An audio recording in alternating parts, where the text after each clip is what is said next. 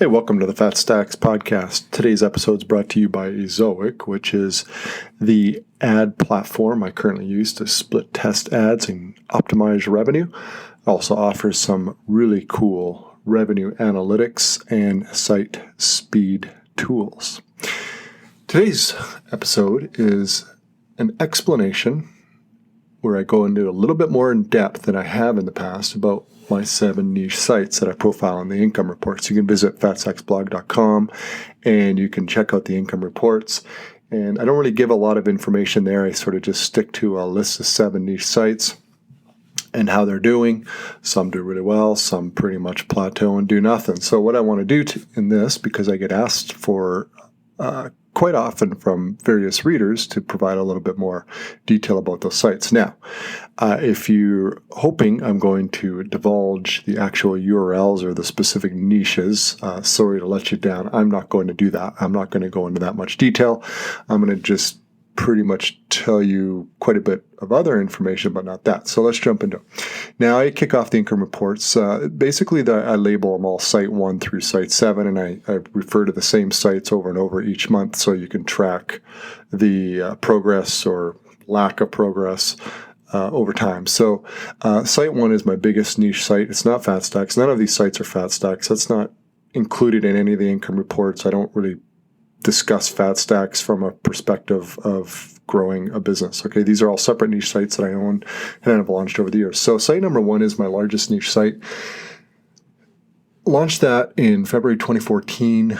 Currently, traffic will fluctuate between 800,000 and 1.2 million monthly visitors per month. And the lion's share of that traffic is Google search, although Pinterest traffic is pretty good. What's interesting about Pinterest is every now and then I do a big push. I put a lot of effort into Pinterest.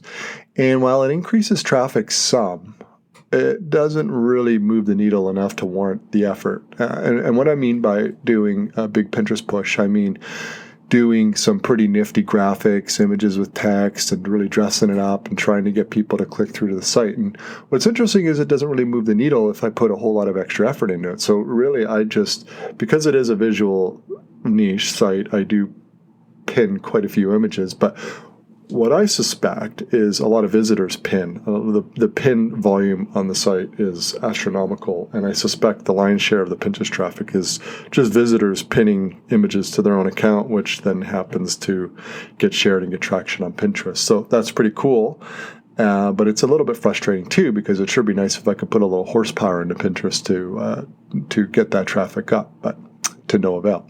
So revenue is mostly display ads. I would say about 97% of revenue is from display ads. And then there is a little bit of affiliate revenue, and that's pretty much it. Most of that affiliate revenue is Amazon. In terms of content types, it's mostly informational. I wouldn't qualify it as entertaining. I wouldn't qualify it as buyer intent. Not a lot of like product reviews or anything like that. Just straight up information.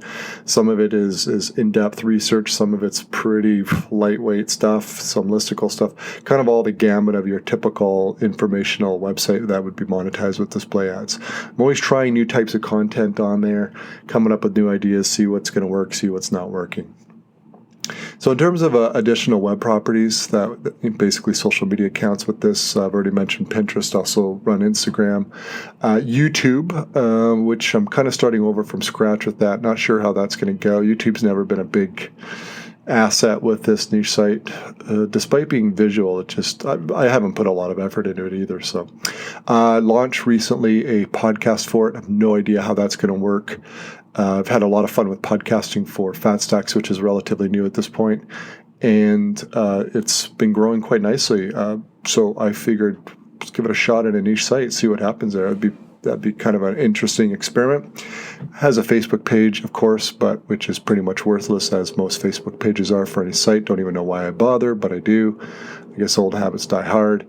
Twitter, also worthless, but then again, I don't really put much effort into Twitter. And then there's Flipboard, and I flip the stuff to Flipboard, but that's about it. Again, I'm not really contributing or participating in Flipboard other than just slamming the content up in there. So that's pretty much, I would say, really the only additional web property that has any traction for it would be Pinterest. And I, fingers crossed, the podcast will do well. Actually, Instagram works pretty well too. But Instagram's kind of hard for traffic. It's really more for brand exposure than anything else. You can't put links into the post, so I don't generate much traffic there. I also run an email newsletter with this. I've been on and off with this over the years. It's not a very lucrative email newsletter, despite my Herculean efforts to grow it and make it work. It's barely worth it, but I do it probably more just for brand building. Again, it's good to keep the brand in front of readers. I do publish quite a bit of content on the site, so I have fresh content to let readers know about very, very regularly. In terms of how often I publish content or how many per day, I would say on average it's about 2 to 3 new articles per day.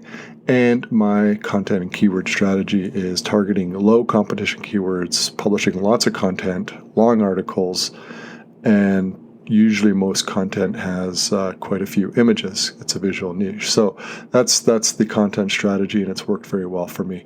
Over time, the site has built up pretty decent authority. It's attracted a good number of inbound links, I think about 4,600 according to Ahrefs. Not sure how accurate that is.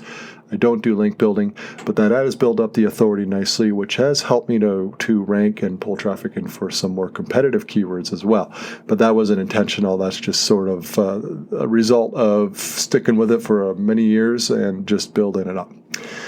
Site number 2 is actually my oldest niche site, and I don't even remember exactly when I launched that thing, but it must be around 2010. It's the second site I ever launched. My first one was a total bust, despite quite a bit of effort putting in it, but that's not unusual when people start out in this business. So my second one is turned out to be a good little success. Now, it's never going to be a huge site, I don't think. I still haven't figured out how to turn it into a monster site, but it does earn well, and it earns consistently with minimal effort, and that I'm very happy about. So it serves a very, very narrow niche group, okay, which that is probably why it's not going to grow a whole lot more. In terms of traffic, it's only about 200 to 400 daily visitors, which is not much. That's 6,000 to 12,000 monthly visitors, which is a very, very small site. But it's been consistent like that for years and years, and most of that traffic is Google search. I don't really do anything on anything social at all. I think I have a Facebook page. I haven't done anything with that in years, and anything else, but I don't even bother. Now, revenue is different than site number 1, and in that 98% or so is affiliate stuff. So this is a pure affiliate website. Most of that affiliate revenue is generated via the email newsletter, which is completely automated. I've written a whole bunch of email newsletters that basically are scheduled out in a sequence and get delivered to every new subscriber over the course of several months. So that's why it's quite a nice passive project that I've had running for getting on to 9 years now. Article publishing frequency is very sporadic. In fact, there have been years where I haven't published content. The last year and a half, I've been increasing that, trying to branch out to expand the audience a little bit. It's been very slow going. So I would say, in a big month, I'd publish 6 to 10 articles, but that's pretty rare. So I'm probably looking at last few months, maybe 1 or 2 per month. So not a whole lot of content going onto the site, which is fine. It's a good earner. It's consistent with minimal effort. Site number 3 is a site that I purchased, and I think I bought it around 2015, and it was a really good site in that it had really good content. The previous owner was passionate about the site. There was no shenanigans going on with link building or anything like that. This was a totally legit site that he had grown over the years, and he wanted to sell it. Now, what was interesting is despite his huge effort into this thing, I think he was putting 40 hours a week into this thing, it barely made enough money to cover the server costs, which was interesting. And because it was a high quality site with really good authority, with very low earnings, the price was quite low. Now, I paid a premium for it. I mean, in theory, a site with zero net income is worth very, very little, okay? But I paid roughly $10,000 for it.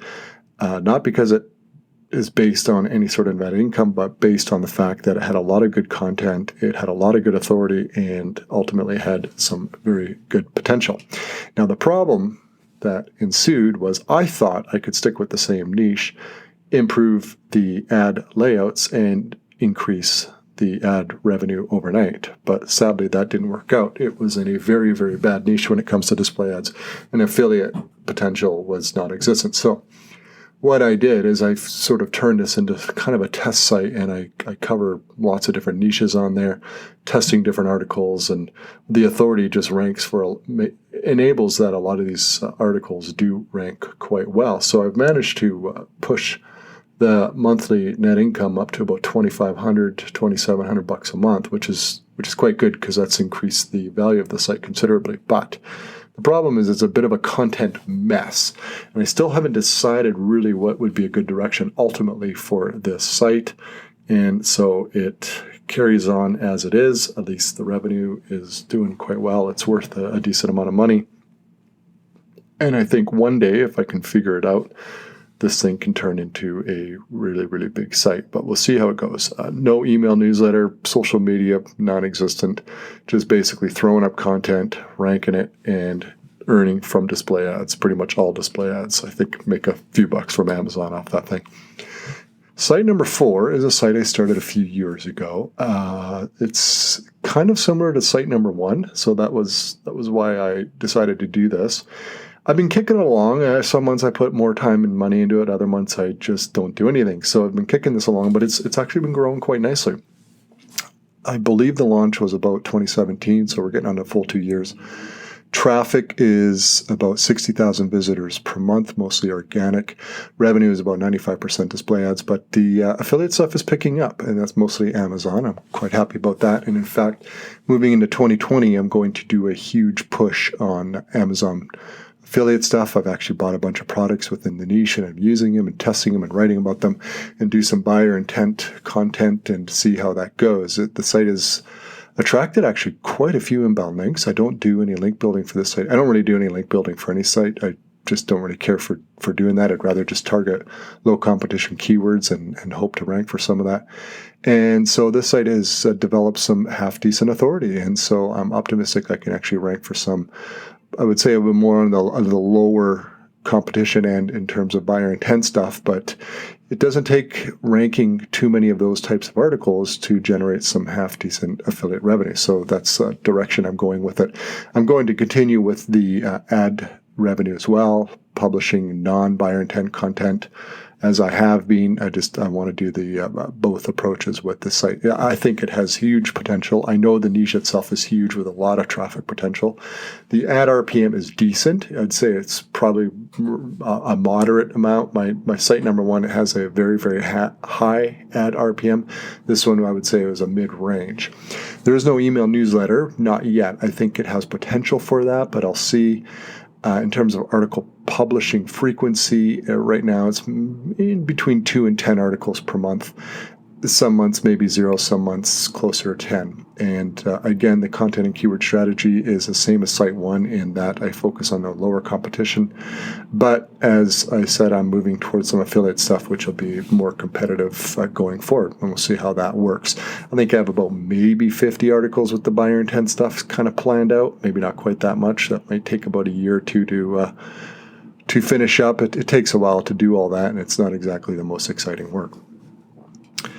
And because it is product-oriented and I use the products, I buy the products, I use them, I test them, I don't really outsource that content. I write it myself, and I'm pretty fast at writing it. The time is in the testing of the products, using it, really exploring it. And a lot of times there's like actual testing involved where I note down dates and what's happening and how it's working and what happens over time and so forth, and then make those notes, and then I have some good data for any sort of product-oriented content, specifically reviews, product comparisons, best of type articles where you list out the best for a particular product line. Site number 5 is an interesting story. That was actually a local lead generation site I used to do. When I first got started in this business, I did some marketing for law firms, but I did it with a twist. I didn't just get paid an hourly or a monthly retainer to do marketing work for them. What we did is we set up essentially a local lead gen or / affiliate marketing type arrangement where I employed a call center and set up tracking forms on sites that I owned that I used to promote various law firms. And if they landed a new client as a result, I was paid quite a hefty fee. And so this particular site was very lucrative once upon a time. I would say for 3 or 4 years it was doing really good mid 4 figures per month, which was fantastic. Unfortunately, the government decided to really basically implode that particular legal branch in our jurisdiction. And so that was the end of that site. So there it sat. It was a locally gen with no revenue. And I decided to switch that into a content site. It's never really taken off at all. I'm not really sure what I'm going to do with that thing. For now, 100% of revenue is display ads. It only gets 2,000 to 3,000 visitors per month. And I don't really have much of a strategy with this site for now. Niche Site 6 is one I started about 2 years ago, and I'm very excited about this site. I'm actually going to do a really big affiliate marketing push with this. It's in a fairly broad product channel that is a bunch of stuff that I really like using and buying. It's not really a hobby, but it's definitely a product line I like. So I have bought quite a few of the products. I consider that a big investment, and they take quite a while to figure out and test and get results, and then write the usual reviews and comparisons and all that. It's in a quick growing niche. I think has huge potential, but the downside is it's very, very competitive. The competition is outrageously fierce. So this is a bit of a gamble in that it's going to take a while to break into this thing. Now, this site is aged a couple of years. It's kind of been sitting there. I've done some big pushes here and there, and I'm pretty excited for 2020 to put another big push into this and see what I can do with it. Site number 7 launched in 2018. It's a small site, 3,000 visitors per month. Oh, I should tell you, Site 6, the one I was just talking about, that is about 3,000 visitors right now. So it's just a tiny little site. So hopefully I can really ramp that up in the next year or two. Site 7 is, I launched it, not even sure what I was thinking. I don't really know what I'm going to do with it. I think it has 30 articles on it or something, so it's aged. So I kind of consider this just one of those rainy day hip pocket type niche sites where it has content, it's aging, it's not really earning much. I think $50 a month from display ads. I'm not going to put really any effort into it in the foreseeable future, but I'm not going to sell it either. I'll just let it sit. So don't expect that one to grow. So that's the hodgepodge of niche sites. They're all different. They're all in different niches. Some primary affiliate revenue. Some are straight up display ad. Most are display ad. I would say the lion's share of my overall revenue is display ad. Interestingly, I didn't mention on Site 1, but I have gone into a partnership on e-commerce white label product launch that we're actually selling. That's an entirely new endeavor for myself. I've never done it. We'll see how it goes. I'm optimistic. I'm actually quite excited about it. Not sure how it's going to go. Fortunately, I partnered up with somebody who really knows that type of business, so I leave it to him, and we'll work on that together and see what happens. But it would be nice to get a e-commerce revenue stream going on for at least one of my sites. That's about it. We've got big, small, and everything in between. Quite a variety. Sometimes I launch stuff and I just really don't know what I'm doing, and I don't know why I launch it, and other things I've got a clear plan right from the get-go and stick to the plan, and it grows. So it's interesting watching these things grow. One thing that's really hard when you publish multiple sites like this is, I have I call the flagship site, Site number 1. It's by far the biggest earner, and so I can't really just ignore that, right? You get stretched thin very quickly, and while I outsource a lot of the work on that, it is a big site, and it takes a lot of oversight, and I can't just ignore it. I can't ignore the bread and butter. So as much as I want to grow other sites, I can't ignore that, and so it takes up my time. FatStacks takes up quite a bit of time as well, and so it doesn't leave me a whole lot to grow additional sites. But bit by bit, I do throw some stuff at them and see what works, and hopefully over the long term I'll be able to develop some additional web assets. That's a wrap on my fleet of sites that I discuss in my income reports. But sheds a little bit of light about kind of sites that we're talking about in terms of traffic volumes. You can see the revenue for them, traffic sources, so on and so forth. Thanks for listening.